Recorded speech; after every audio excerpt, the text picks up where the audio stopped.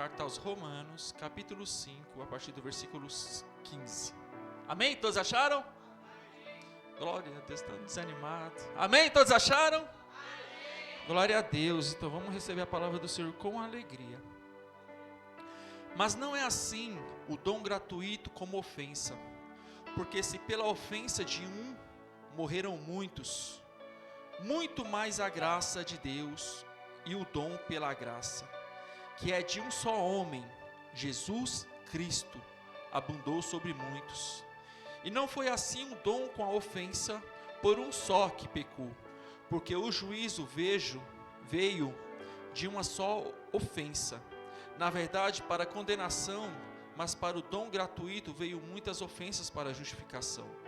Porque se pela ofensa de um só a morte reinou por esse, muito mais o que recebem a abundância da graça e o dom da justiça reinarão em vida por um só, Jesus Cristo.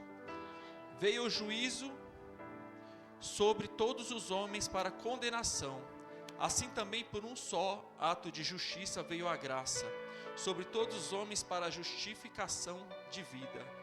Porque como pela desobediência de um só homem, muitos foram feitos pecadores, assim, pela obediência de muitos serão feitos justos.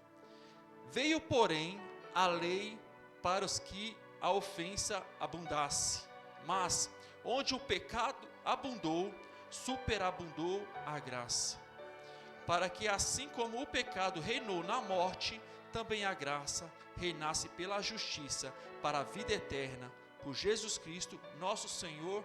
Amém. Curva sua cabeça. Soberano Deus, eterno Pai, graças te damos, louvor e adoração, Senhor, pela tua presença neste lugar mais uma vez. Obrigado, Pai amado Deus, por sermos privilegiados de estarmos aqui na tua casa, louvando, te adorando, te engrandecendo, ouvindo mais de ti e aprendendo mais com o Senhor. Neste momento, Pai amado Deus, que o homem seja apenas uma ferramenta, Pai, uma mera ferramenta como qualquer outra, mas que seu nome, Pai amado Deus, que seja glorificado aqui essa noite. Fala conosco, Pai amado Deus, nós precisamos cada dia ouvir mais de ti e aprender de ti, Pai. Em nome de Jesus, fica à vontade na tua casa, é que te pedimos e te agradecemos, em nome de Jesus. Amém? Pode se assentar dando glória a Deus, misturado com aleluia. Amém? Uma palavra que, creio eu, que a gente tem que ler 2, 3 vezes para entender.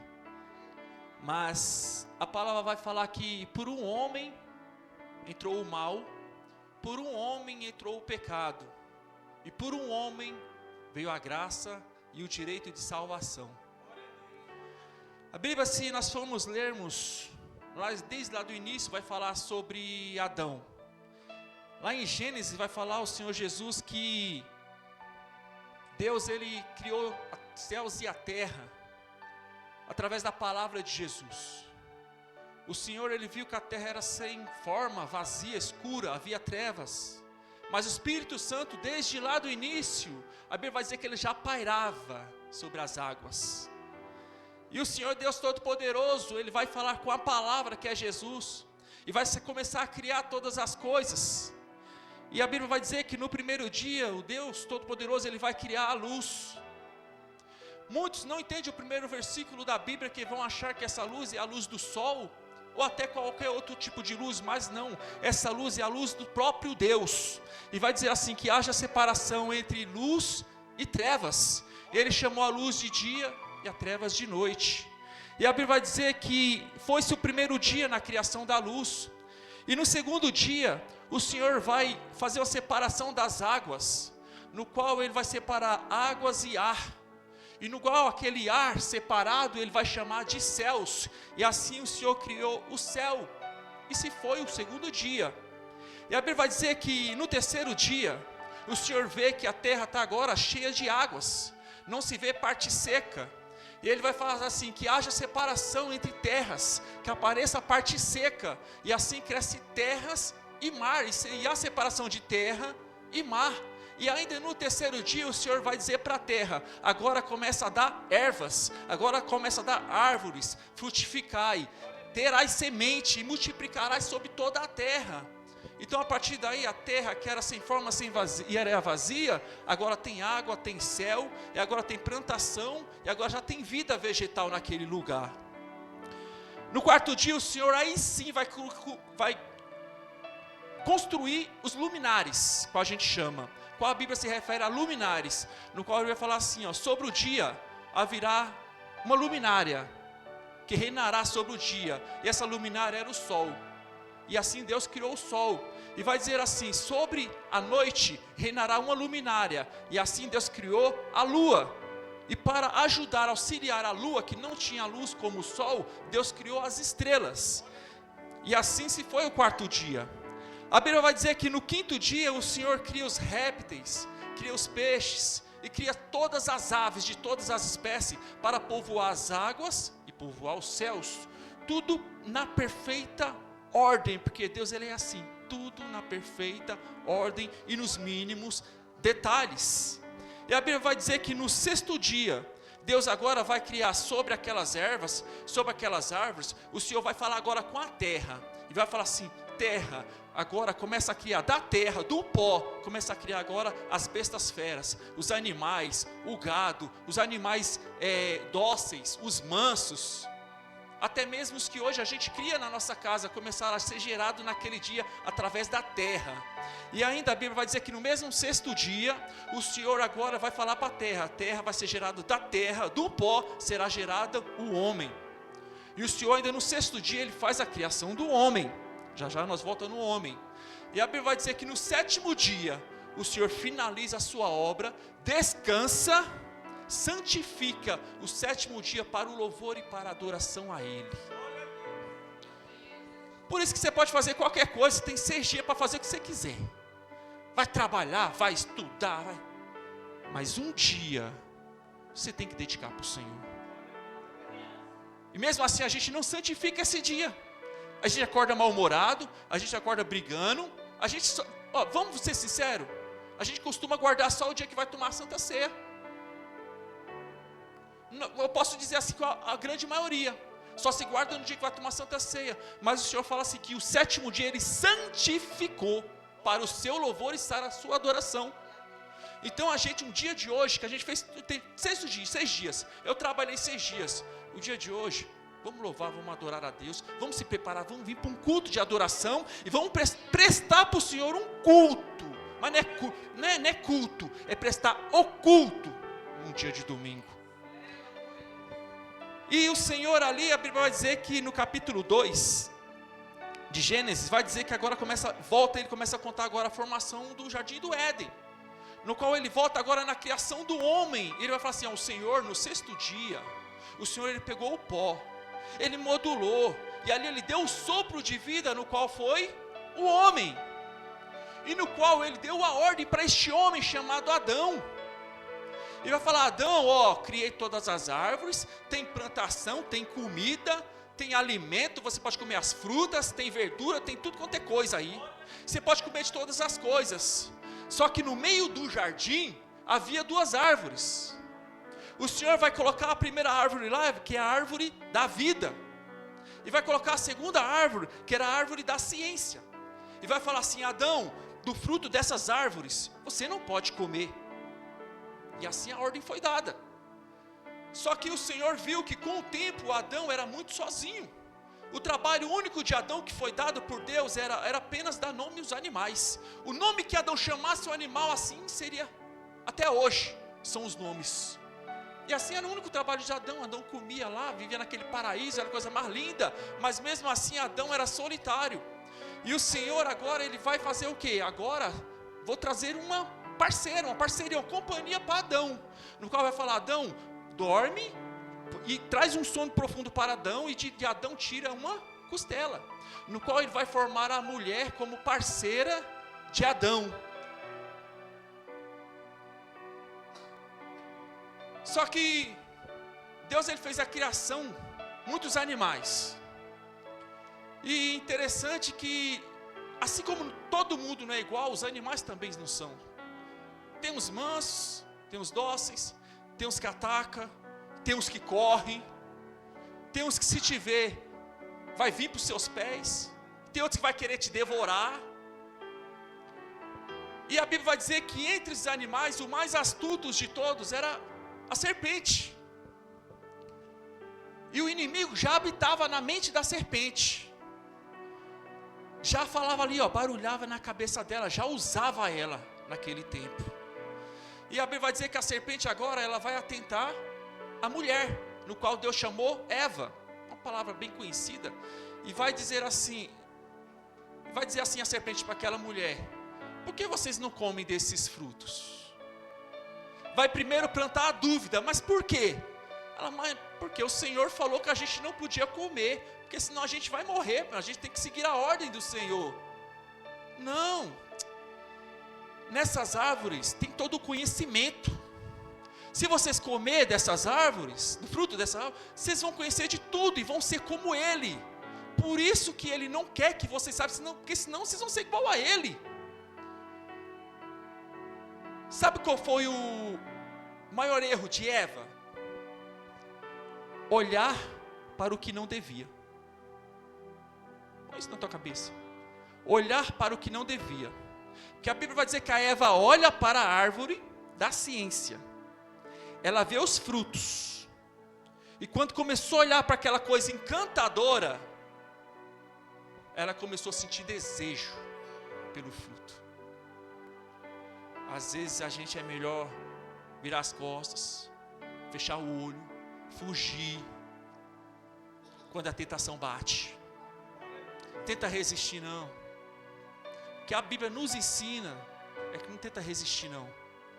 Melhor você fugir do que você não deve fazer, do que cair em tentação.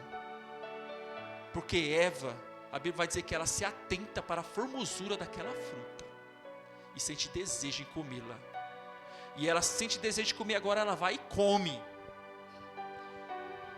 E agora, tendo conhecimento do bem e do mal, ela agora chama seu parceiro Adão e fala: Adão, come. E Adão faz o quê? Obedece a sua esposa e come.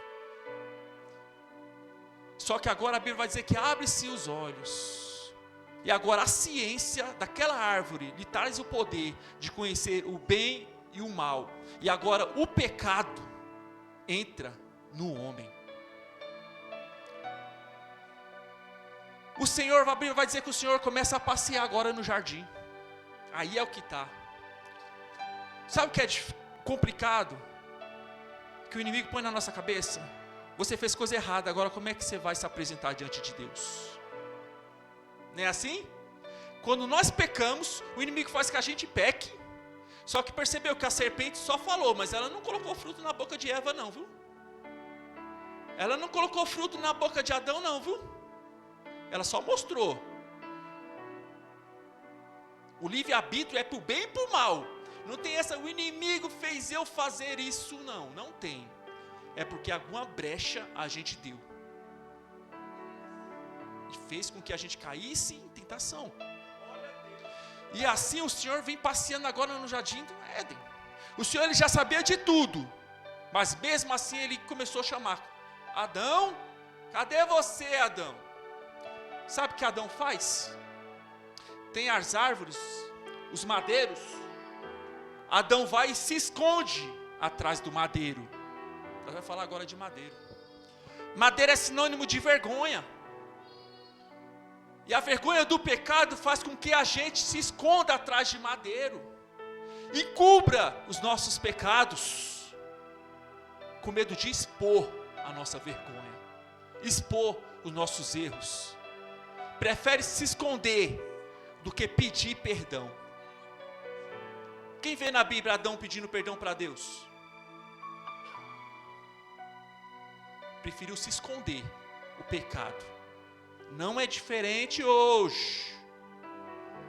Prefere se esconder, achando que Deus não sabe das coisas, achando que Deus é como eu, como você, só fazer aqui, escondidinho aqui no cantinho aqui, não que ninguém vai ver não. Prefere se esconder atrás do madeiro, do que se apresentar e falar: eu errei, Senhor, eu pequei, Senhor, Tu é misericordioso, Senhor, olhe para esse pequeno pozinho aqui na terra. O salário do pecado é a... E é uma morte lenta e dolorosa, e que a gente não percebe porque ela é silenciosa. Sabe a primeira coisa que o pecado faz? Vai começar a destruir a sua espiritualidade.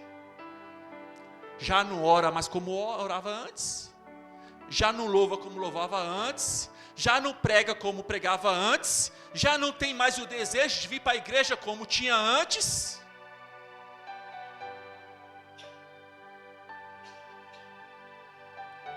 Aquela morte lenta.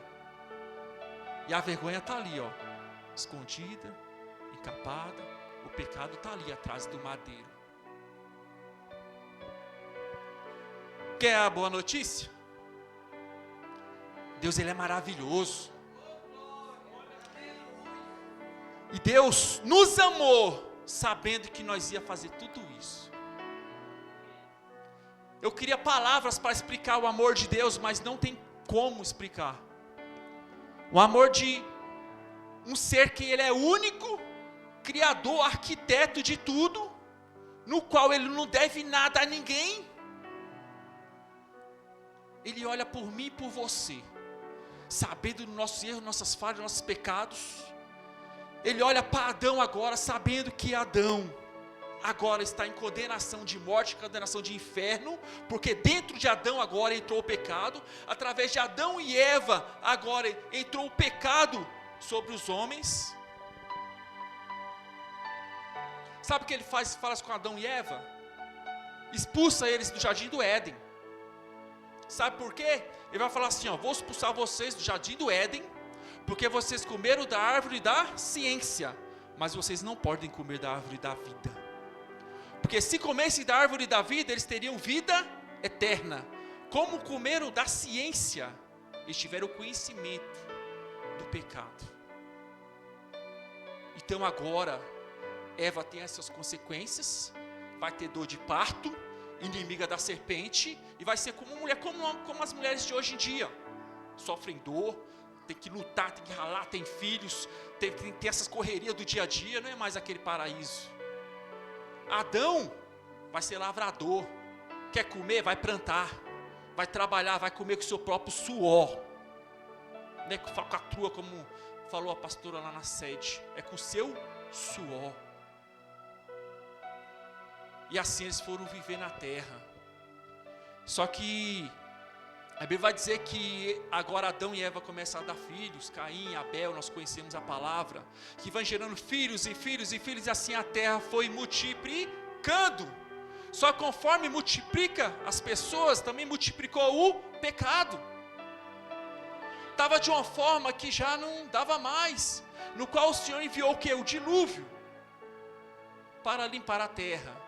Mas pela graça de um homem, chamado Noé, que a Bíblia vai dizer que o Senhor olha na terra e vê graça. O Senhor não destruiu aqui ainda, porque o Senhor ainda vê graça. O Senhor ainda não mandou algo tremendo nessa terra aqui ainda, porque Ele ainda vê graça. Ele ainda vê servos fiéis ainda, que ainda ora, que busca. E quando Ele olhou naquela terra de iniquidade, Ele viu Noé e falou assim: Noé, porque eu vi graça em ti, dará continuação à vida. E no qual veio um dilúvio, nós conhecemos a palavra, e no qual é salvo Noé e sua família. Enquanto Noé pregava durante 120 anos, pregava a palavra, falando, vai vir um dilúvio, Deus vai fazer. É igual hoje em dia, os pregadores, Jesus está voltando, Jesus está voltando. Só que foi 120 anos e o dilúvio não veio. 120 anos e as pessoas não vêm mais. 120 anos, cadê o dilúvio? O dilúvio não vem mais não. Quando o dilúvio veio, pegou todo mundo de surpresa. A terra estava em secas, não lembro quantos anos. E do nada, uma chuva devastadora, que cobriu tudo quanto era a terra. E assim é a vida de Jesus. É quando, não, vem mais não. Tantos anos, minha avó falava isso. Minha pastora, meu pastor, mano, já morreu todo mundo, e cadê Jesus? Mas como foi pregado aqui, né? No piscar de olho, morre, ó. Mas só no grande dia. Tem mais como fazer o que fazer? Não tem. porque o Senhor nos deu a oportunidade de fazer em vida. Depois que morre, não adianta mais. O tempo de arrependimento é em vida. E a Bíblia vai dizer que mesmo o povo agora, a terra agora sendo povoada de novo através de Noé, Sete e todos os filhos, começa a povoar agora a terra novamente continua o pecado. Só que o Senhor Jesus vai dizer agora, já depois da Babilônia, o Senhor agora, Ele vai olhar para a terra, e vai ver que a terra precisa novamente de uma salvação. Só que, para salvar a terra, remir de todos os pecados, precisava de um sangue. Mas é um sangue que eu e você não temos. É um sangue que Davi não tinha, que Abraão não tinha, que Moisés, que Salomão, nenhum desses patriarcas não tinha, nem Isaac, nem Jacó. Tinha que ser um sangue puro, sangue de alguém que sem pecados. Sabe o que Deus faz? Chama o seu filho, despida ele de toda a glória, deixa ele nu de toda a glória, prepara na terra um corpo como eu e você, do pó, e prepara Jesus para vir à terra. Jesus, ele passa, ele dá os primeiros sinais, já com 12 anos de idade, ele começa a dar os primeiros sinais no templo, e ele começa a pregar a palavra, aos partir dos seus 30 anos, ele começa a fazer a sua obra completa, ele começa a ensinar, discipular, preparar, ele começa a levantar profetas na terra, prepara ali os 12, depois ele prepara mais 70, ele prepara pessoas como eu e você para levar o evangelho e fazer a obra do Novo Testamento vindo pela graça, um testamento de cruz, no qual ele vai dizer assim: quem quer ser salvo, tome a tua cruz, trazendo pela palavra de hoje, pega o teu madeiro, pega o teu madeiro e começa a carregar. Sabe como Jesus carregou a cruz? Colocou nas costas. Toma a tua cruz e anda. O evangelho é evangelho de cruz, não é evangelho de flores, é de cruz. E o evangelho que Jesus levou foi um evangelho de espinhos, chicotadas, mas também foi um evangelho de amor e de paz e de salvação pela graça. A Bíblia vai dizer que Jesus, ele é condenado pelos próprios judeus, armado tudo pelos os que eram para ser irmãos dele na fé, foi os que armaram tudo para crucificá-lo. Ele anda 2 quilômetros até um lugar chamado Gogotá. A Bíblia vai dizer que ele cai, levanta e cai a segunda vez. Chama um homem chamado Cirineu, Simão Cirineu, para ajudar ele a carregar a cruz. E ele carrega a cruz até o fim, chicoteado com espinhos na cabeça, sangrando. A Bíblia vai dizer que depois de ser chicoteado, colocaram uma manta vermelha na cabeça dele, colocaram uma coroa de espinhos, mandaram ele segurar uma cana, igual as canas que a gente pega para chupar aí, né? Pegou a cana e começaram a escarnecer de Jesus. Tu não é o rei? Aí está igual um rei. Tomaram a sua manta, dividiram na sorte, porque assim dizia a palavra, que sobre as suas vestes lançariam a sorte. Pegaram a cana da sua mão, sabe o que fizeram com aquela cana? Batiam na cabeça dele com os espinhos, mas não é bater, batia forte, para os espinhos cravarem no seu crânio. O sangue não pingava, o sangue derramava, suas costas eram todas esfoladas, via seus ossos, mas para cumprir-se a palavra, nenhum dos seus ossos foram quebrados. A Bíblia vai dizer, cuspiram várias vezes na cara dele. E tudo isso antes dele andar 2 quilômetros carregando uma cruz pesada. Ele vai carregando a cruz, chega para esse lugar, Gogotá, o Monte das Caveiras. Junto com ele, 2 pecadores, cada um com a sua própria condenação. E a Bíblia vai dizer que agora coloca Jesus, mas sabe na onde? Na frente da cruz. Sabe por que na frente da cruz? Porque Jesus ele não foi para trás do madeiro como fez Adão. Ele foi para frente do madeiro. Sabe por quê? Porque ele falou assim: eu vou carregar os pecados, eu vou carregar a vergonha. E a vergonha eu não vou me esconder, a vergonha eu vou expor.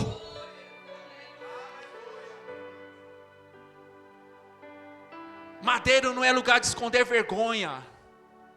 Madeira é para você carregar nas costas. A cruz é para carregar nas costas. Levar o nome de crente, se esconder atrás de nome de crente. Carregando o pecado, mas é o crente. Não, ele é o crente. Ele é santo. E por trás do pecado. Mas Jesus ele faz diferente. Jesus ele toma a frente do madeiro. E ele fala assim: eu vim para carregar sobre mim todos os pecados.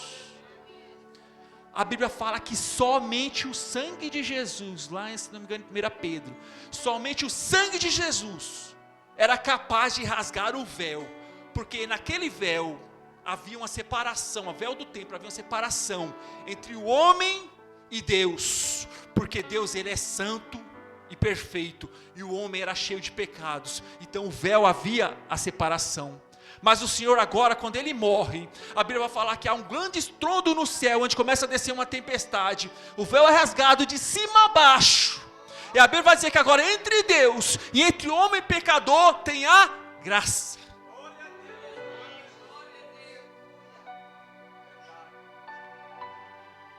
Já podemos chegar a Deus?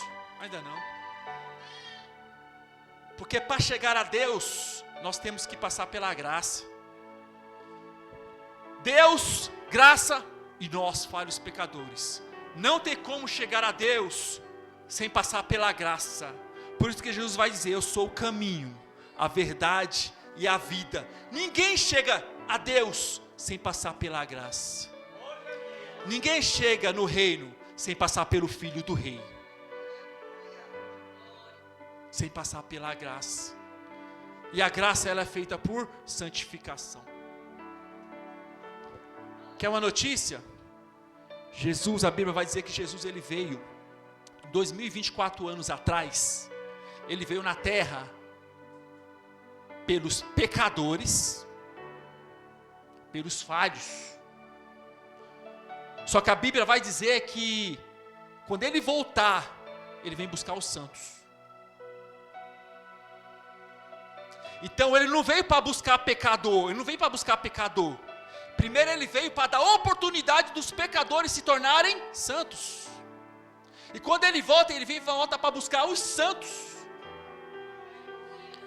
Não adianta nada quando ele chegar aqui, ser igual Deus, quando chegou lá no jardim do Éden, e nós estarmos igual Davi, igual Adão escondido ali atrás da nossa cruz.